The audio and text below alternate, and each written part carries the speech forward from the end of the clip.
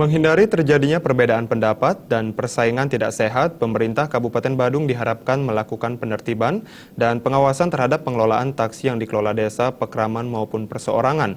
Hal ini menyusul adanya keluhan para supir taksi resmi yang dilarang mengambil penumpang di sebuah kawasan wisata.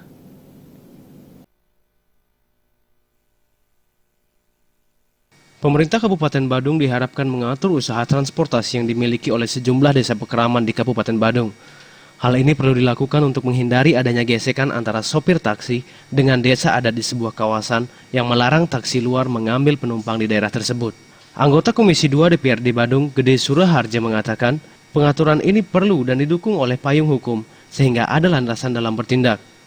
Karena saat ini banyak desa pekraman yang telah memiliki usaha transportasi yang dikelola warga dalam usaha meningkatkan ekonomi masyarakat.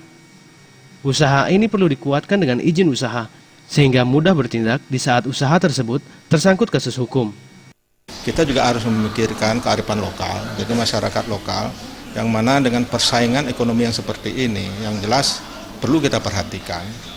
Namun dalam hal ini, dan juga sesungguhnya setuju, tapi perlu adanya payung hukum yang mengatur tentang keberadaannya itu, biar tidak juga nanti menjadi ramai seperti Grab, tapi harus dipayungi dengan hukum.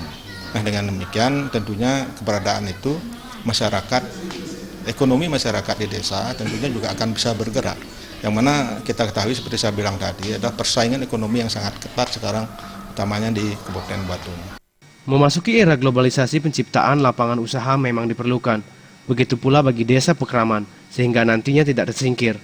Sudah menjadi kewajiban pemerintah dalam melindungi rakyatnya melalui regulasi yang dibuat. Trimaja dan Gong Krisna.